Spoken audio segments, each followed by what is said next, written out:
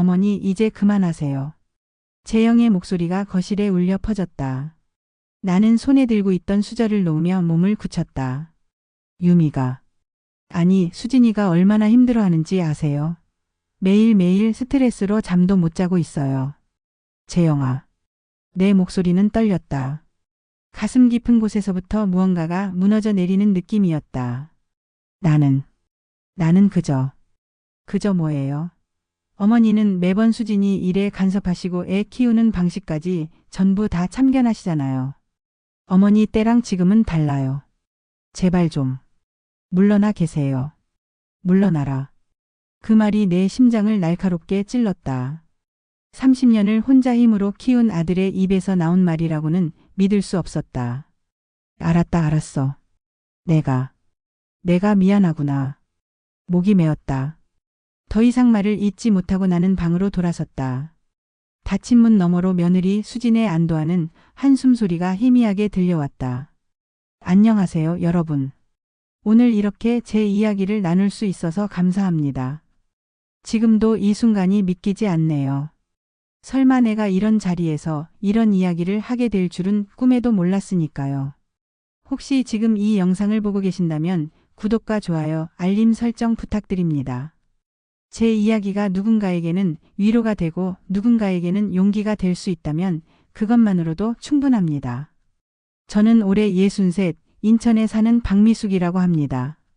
남편은 28년 전 재영이가 고등학생일 때 갑작스러운 교통사고로 세상을 떠났습니다. 그날 이후 제 인생은 오직 하나였습니다. 아들 재영이를 잘 키우는 것. 대학 보내고 취직시키고 결혼시키는 것. 그게 전부였습니다. 그리고 3년 전 드디어 재영이가 결혼을 했습니다. 결혼식 날. 엄마, 제 신부 예쁘죠? 재영이의 얼굴에 가득한 행복. 나는 그 모습을 보며 가슴이 벅차올랐습니다. 동시에 말로 표현할 수 없는 불안감도 함께 밀려왔죠. 예쁘다, 정말 예쁘구나. 신부 수진이를 처음 본 순간 저는 이상한 느낌을 받았습니다. 그녀의 미소가 눈까지 닿지 않았어요. 입꼬리만 살짝 올라간 채 눈은 차갑게 식어 있었죠. 어머님, 잘 부탁드립니다. 수진이의 악수는 차가웠습니다. 3월의 봄날이었는데도 그녀의 손은 얼음장처럼 차가웠어요. 긴장해서 그런가 보다. 그때는 그렇게 생각했습니다.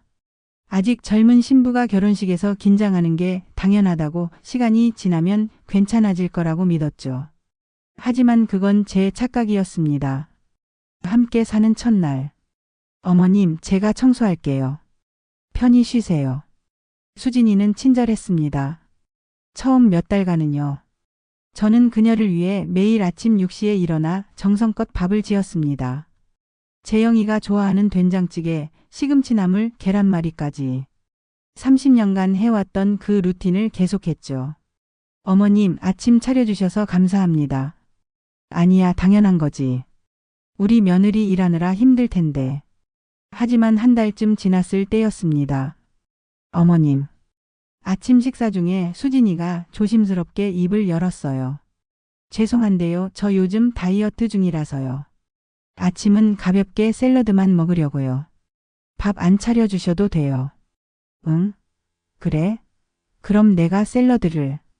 아니요, 제가 전날 밤에 미리 준비해 둘게요. 괜찮으세요? 목소리는 공손했지만 그 안에 담긴 거리감을 느낄 수 있었습니다. 내 음식이 입에 안 맞나? 상처받았지만 젊은 사람들의 트렌드를 이해하려 노력했습니다. 알았어, 그럼 재영이 것만 해놓을게. 재영이도 저랑 같이 먹을 거예요. 남편도 살 좀 빼야 해서요. 그 순간 가슴이 철렁했습니다. 30년간 재영이를 위해 해온 아침 밥상이 하루아침에 필요 없어진 거였습니다. 임신 소식. 어머님, 저 임신했어요.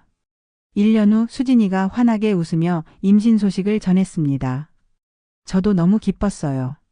드디어 손주를 볼 수 있다는 생각에 눈물이 날 정도였죠.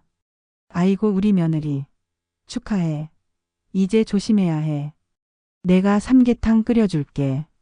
임신했을 때는 보양식을. 어머님. 수진이의 표정이 굳어졌습니다. 요즘은 그런 거 안 먹어요. 삼계탕은 지방이 너무 많아서 임산부한테 안 좋대요. 제가 인터넷에서 다 찾아봤어요. 그래? 근데 나는 재영이 임신했을 때 어머님 때랑 지금은 달라요. 그 말이 칼처럼 날카로웠습니다. 어머님 때랑 지금은 달라요. 그 말을 얼마나 많이 들었는지 모릅니다. 제가 하는 모든 조언마다 돌아오는 대답은 똑같았어요. 어머님, 요즘은 안 그래요. 어머님, 그건 옛날 방식이에요. 어머님, 지금은 과학적으로 증명됐어요. 제가 두 아이를 키워낸 경험은 아무 가치도 없었습니다. 대신 수진이가 읽은 육아서적, 인터넷 블로그, 유튜브 영상이 절대적인 진리가 되었죠. 손주 탄생. 지우가 태어난 날 저는 울었습니다. 작은 손, 작은 발. 재영이가 태어났을 때가 떠올랐어요. 그때도 혼자였죠. 남편은 일 때문에 병원에 오지 못했고 저는 홀로 출산의 고통을 견뎌냈습니다. 지우야, 할머니가 잘 키워줄게. 하지만 수진이는 제가 지우를 안는 방식부터 지적하기 시작했습니다. 어머님, 아기 목을 잡아주세요. 아, 미안해. 할미가 깜빡했네. 어머님, 요즘은 이렇게 안는 거예요. 이렇게요. 수진이는 제 팔에서 지우를 낚아채듯 가져갔습니다. 마치 제가 아기를 위험에 빠뜨린 것처럼. 어머님 방식으로 하시면 아기 척추가 망가져요. 망가진 건 제 자존심이었습니다. 부모가 된 할머니. 어머님, 오늘부터 제가 복직해요. 지우 좀 봐주실 수 있죠? 수진이의 질문은 질문이 아니었습니다. 이미 결정된 사실에 대한 통보였죠. 그럼 당연하지. 저는 기뻤습니다. 손주와 더 많은 시간을 보낼 수 있다는 생각이에요. 하지만 첫날부터 문제가 생겼습니다. 오전 7시 수진이는 화장을 하며 지우를 제 방에 데려다 놓았어요. 어머님, 지우 아침 먹였어요. 기저귀는 거실 서랍에 있고 낮잠은 12시에 재우시면 돼요. 저녁 8시쯤 올게요. 잠깐. 수진아, 분유는? 쾅. 문이 닫혔습니다. 저는 멍하니 지우를 바라봤어요. 지우도 저를 빤히 쳐다보고 있었죠. 지우야.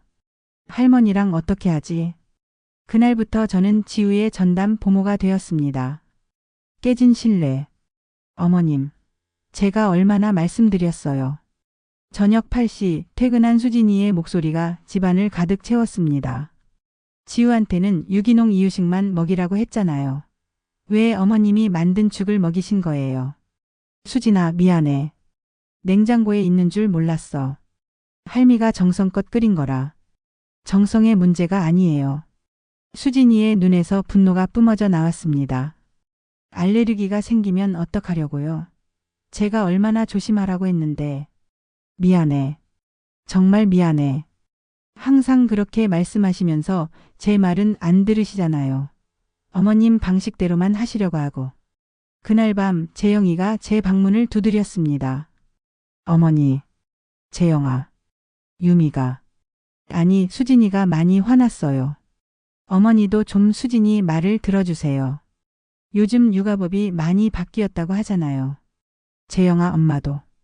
어머니, 제발요. 수진이가 스트레스 받으면 저도 힘들어요. 아들의 눈에는 피곤함만 가득했습니다. 어머니의 마음을 헤아리려는 노력은 보이지 않았죠. 문이 닫힌 후 저는 침대에 앉아 한참을 울었습니다. 점점 좁아지는 내 자리. 시간이 흐를수록 상황은 악화되었습니다. 어머님, 이 옷은 찬물에 세탁해야 해요. 어머님, 이 세제는 쓰시면 안 돼요. 지우 알레르기 있잖아요. 어머님, 저녁은 채식 위주로 해주세요. 저희 다이어트 중이에요. 어머님, 바닥 청소할 때는 이렇게 하세요. 매일매일 쏟아지는 지적들. 감사하다는 말은 단 한 번도 없었습니다. 어느 날 수진이의 부모님이 방문하셨을 때였습니다.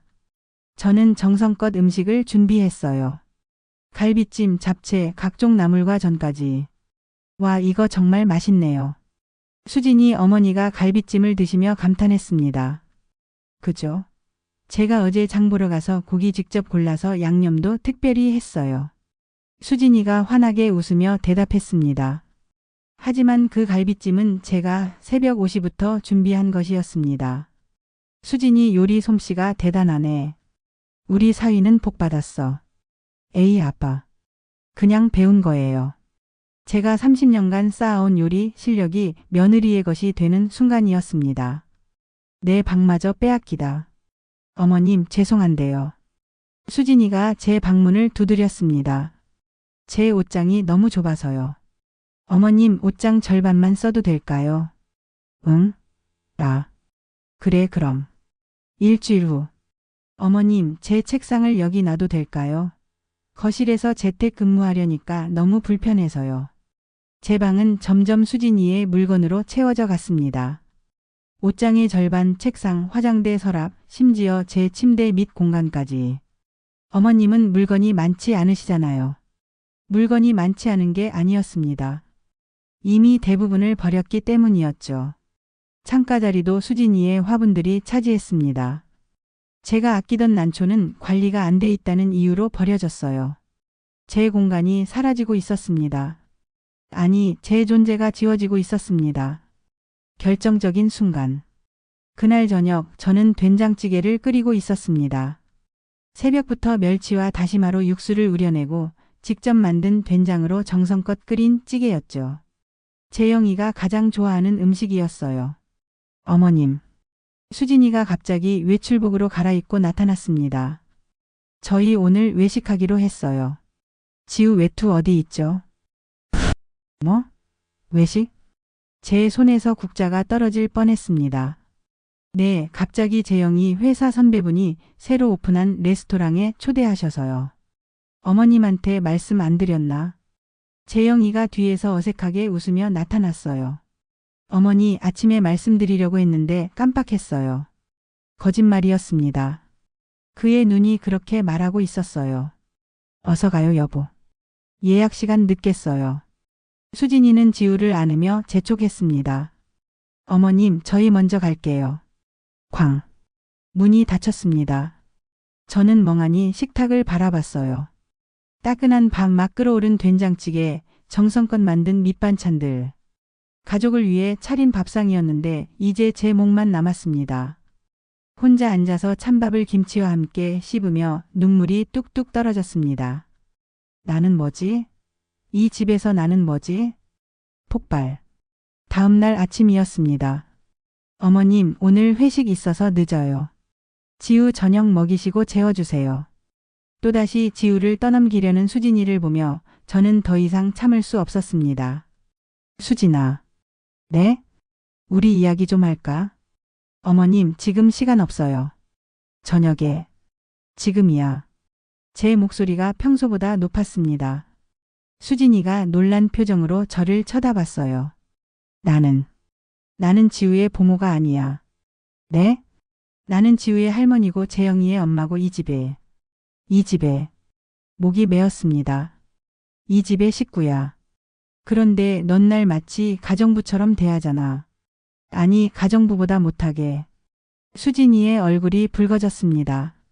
어머님 제가 언제? 매일이야. 매 순간이야. 제 목소리가 떨렸습니다. 나한테 고맙다는 말 한 번이라도 해본 적 있니? 내가 해주는 모든 게 당연한 거야.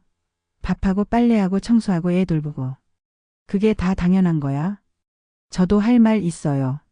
수진이가 갑자기 소리쳤습니다. 제가 얼마나 참아왔는지 아세요? 어머님의 끊임없는 간섭. 제 육아 방식 무시하고 제 살림 방식 비판하고. 어머님은 항상 내 때는 이랬어라고 하시잖아요. 그건. 저도 제 방식이 있어요. 제 삶이 있고요. 어머님이 경험 많으신 건 인정하지만 시대가 바뀌었어요. 그 말에 가슴이 무너져 내렸습니다. 그럼 내가 어떻게 하면 되는데? 제 목소리는 이미 울음이 섞여 있었습니다. 수진이는 잠시 침묵했다가 차갑게 말했습니다. 솔직히 거리를 두셨으면 해요. 저희가 저희 방식대로 살 수 있게. 떠나는 결심. 그날 밤 재영이와 마주 앉았습니다. 재영아 엄마 나갈래. 네? 어디요? 내 집으로. 내 삶으로. 재영이의 눈이 커졌습니다. 갑자기 무슨 말씀이세요? 갑자기가 아니야. 오랫동안 생각했어. 나는 이 집에서 너희에게 짐이야.